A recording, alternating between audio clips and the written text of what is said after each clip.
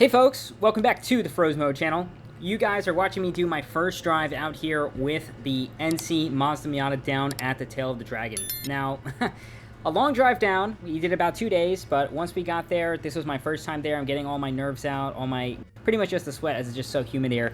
But we are now going up the uphill portion. In front of me is my friend Dave in his rented BRZ. We're running a very similar tire, pretty much being the exact same, but he has a bit more side being a 215, I have a 205. But regardless, let's just talk about how the car did and would I do this again with my Miata down on this trip. Now, I must say, out of all things considered, with the amount of high horsepower and highly modified cars, the Miata did pretty well. We had a brand new Corvette Z06, we had Porsche GT4, we had another G80 M3 manual as well, we had a Z4M, we had another NC Miata, a tuned Supra, 370Z, more BRZs, a whole bunch of other cars, and honestly, the Miata held its own so very well. As you guys know, out here, when it comes to the tailgate land, being light as this Miata is, it was right at home with these quick technical switchbacks. Now, I apologize with the sunlight peeking all the way through with the lighting here in the Dragon, but it is such a blast. Now, with how the car was set up and everything, I think we are truly at a perfect street OEM Plus setup for this car. Now, the one thing I did notice and kind of appreciate and understand with this car is just how well my alignment is, how well these dampers and springs work together, but also just as a cohesive package, this Miata is so well set up. Now, I give myself a lot of pride for getting it where it is right now, but definitely through the help of mentors, other people online, doing research and seeing what is available for this car. I think for the money put into it, it is such a freaking blast. Now, we're kind of starting to get up to speed with chasing Dave here. Both of us are pretty much new to this as he just hopped into that car today at the point of this video, understanding it being a rental with the car's limits and everything, and then just me trying to not bin this car as we're going. Now, I know with the video and everything, it doesn't look super fast, but of course, with the beauty of the Miata is with the roof down, all the analog inputs, you just get to feel so much of the experience. Now, that's one thing I kind of took for granted when coming back to the M3. When I was there, that car is just so ballistic in speed and everything, but when it comes to just having fun and enjoying the environment, the atmosphere, I think just as a holistic experience, the Miata just delivered so much more in that regard. Let's keep talking about some things on the car. Of course, with the sway bars, the end links, and everything, I did end up readjusting my settings back to have the soft in the front and middle in the rear, and it seemed to have the car in a pretty much perfect neutral to slightly understeer setup. As this is a street car primarily, I did not want to have a super snappy rear in some ways, and I'm sure with my driving, I could kind of induce the car to behave however I want it to be, but in regards of having a very safe setup on the street, especially with our pace and everything going on, I think it did a superior job in giving me all I need as a driver to really extract its performance. Now, when it comes to the reliability and everything going on, I mean, I drove this car about 2,500 miles and within like 5 days, and the car just took it with a smile. Now, one thing I will say that I did end up damaging is I bottomed out probably like 3 times on this trip, like really hard. We were pretty much doing full flyers on roads that we didn't really understand too much, and I remember from previous experience it wasn't too bad, but with how soft, respectively, this car is sprung, it is very, very, when it hits in compression, the car gets so low, and I pretty much, bottom out and slammed the car. So my underbody actually got scraped up. I had some damage there, and my exhaust as well got scraped up. So that's one thing I will say with this Pony Yellows and Progress Springs. The car is actually very soft, so it comes into some advantage that the ride is nice and everything, but when it comes to matching with this tire and everything, I think in the perfect smooth roads, you can tell it is a bit of a softer setup. Now, there are ways to kind of make it better. Down the line, I can swap it out with a Flying Miata spring, but I think for my purposes and everything, and at the pace that I was able to keep up with folks, I think there comes a point of diminishing returns where how much do I really want to go down this rabbit hole of making this car, that much faster and that much better. Now, as I said, with everything together as a cohesive package with these all seasons, they did such a fantastic job. I kind of forget that when you're in a lightweight sports car, you kind of get away with things when it comes to tires getting greasy, not needing so much actual tire physical grip. As we keep going with the car and everything, the tires absolutely blew me away. Of course, I do not have the same grip as a 200 treadwear tire, but going up to that 9/8/10 with it, it is a very, very fast tire. And with that being said, that is my Michelin Pilot Sport all-season force. Now, I do plan on upgrading my tire, not exactly the width, but the actual tread to a more dedicated summer, and I'm definitely leaning towards an Extreme Contact Sport 02. I know Goodman Racing loves that tire as their go-to do it all summer, and I definitely agree. We had an ND Miata out there with 215s on his, and he was absolutely ripping that car. So genuinely, I think this is the perfect step for me to kind of understand and really learn with the car. Of course, when you have lower limits, you can reach them even quicker, and especially with how fun and fast this car is, once you're really beating on it, really gets to allow you to learn as a driver, really explore its limits. And with how I have everything set up, I think we are continuing to grow together with that Genotai stuff of understanding this car. Now, when it comes to shifting and everything, I think it's really just so beautiful how easy it is to rev match, heel toe, and the gearing when it comes to this car being in second to third gear. With most of these roads being as tight as it is, third and second gear being so close just allows you to always be in the power band to really dig out and go where you want.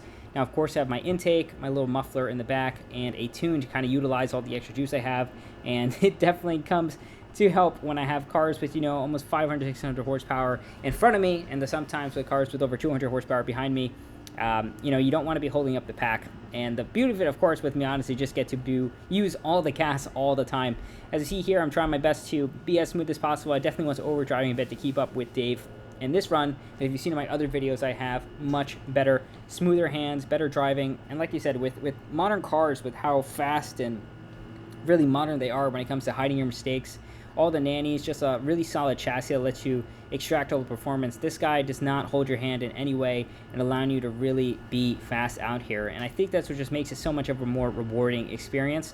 Of course, slow car fast, everyone says, but genuinely, I'm just going to say it again, it really is just so much more of a fun and cohesive package. I mean, you see on my face, I'm just really fighting the car to get there. In some ways with the M3, it's more of a hesitation and limitation of me as a driver to be like, I should not be flying and flogging this car out here with just the levels of speed it can do, because even if this car likes to push out and everything, it's a bit more graceful since it's lighter, but when a heavy car kind of goes, it really goes. So in comparison of the two, I think, of course, once getting here, once you're in this land of all these backroads and everything, the Miata loved it. Now, when it comes to roads like Cherry Hollow Skyway or anything with longer sweepers, of course, a longer wheelbase with more power does feel nice. But out here, in the majority of these roads, I was talking to a lot of guys as well in my group. They were like, who also have NC Miatas and ND, they wish their Miata was down there. So you really can't have more fun, I think, for the money and everything. I know this is something that you guys all watch me know, and I'm being redundant within that, but for the money and everything, it's just such a fun blast to drive this car. Now, one of the only things I really did damage on this guy was just due to my high RPM nature of generally I was just flogging and being the ever snot out of this car out here on the strip, is my mid-pipe catalytic converter has also killed itself.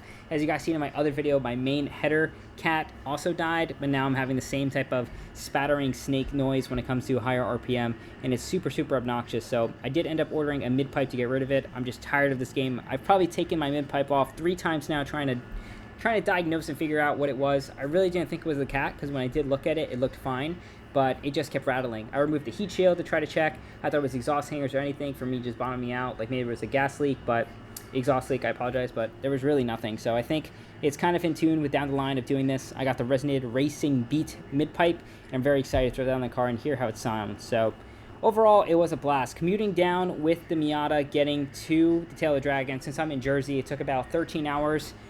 Coming down, we split it up in 2 days, about 6 hours and 7 hours, and it wasn't too bad. I thought the seats were horrible, but then I kind of found the actual proper seat for the car, and genuinely, miraculously, I found it so freaking comfy. Of course, it's not like a bucket seat or anything, but I know I was talking to my friends who do have a bucket seat in their Miata and other cars, and they were just kind of baffled how I'm able to heat up with their speeds. They're going so comfortably in the side while I'm kind of, flying side to side in the seat trying to keep myself together. But I think with my height and size, I fit pretty much perfect in this Miata. I'm around 5'7", and the ergonomics-wise, it just kind of fits for me, miraculously. So thankfully, I don't have too many comments when it comes to the seating position and everything. I know a lot of folks like to bash on the NC Miata club seats, but I actually found them to be very comfortable for the trip and supportive enough, I'll say enough, with the level of grip I have on this car. Of course, once I get onto a more stickier compound and everything, I'm going to be wishing and begging for a better solution there. But overall, I think as a, cohesive stage package of this car, it does everything you could ask for and more. So let me know what you guys think down below. Just me rambling about the car and my experience on this trip. I had an absolute blast. If you guys have not gone to the Tail of the Dragon area, just North Carolina, Tennessee, all the good stuff down there, out there in the mountains, the Smoky Mountains, is just such a beautiful and serene experience. Make sure you go out with a good group of people. I think the best part is really, the roads are awesome, but exploring them with your friends, going out there and exploring it with similar cars. We did do a night run I will be end up posting on the channel, and just like that experience of going, It's like 10 o'clock at night. The Dragon's absolutely dead. Just 3 Miatas out there pretty much flat, ripping it in the dark. It's just such a cool and awesome memory I'm going to have for the rest of my life. And as a driver, if you really do respect and love driving, I think there's nothing else like this out here. I know a lot of folks say to keep it on the track, you know, go out here in a more sanctioned and safe environment, but you really cannot get this experience, this level of detachment, and this level of really just beauty. Like, it is just so gorgeous driving through these mountains, getting all the fresh air, the everything, and with the Miata top-down experience, you just got to experience that so much more. I know folks who probably ride motorcycles are probably cringing at me saying that with that stuff, but I think they're just the closest next best thing you do with 4 wheels. So if you guys have gone to the Tail of the Dragon, let me know. If you guys want me to talk about anything else with the car and everything, please let me know. I'm going to try my best to push out as much content as I can out here with the Miata and from the trip, and stay tuned for more fun stuff. That's all from me. It's your host, Ryan Feroz Moto. I'll catch you in the next one. Peace.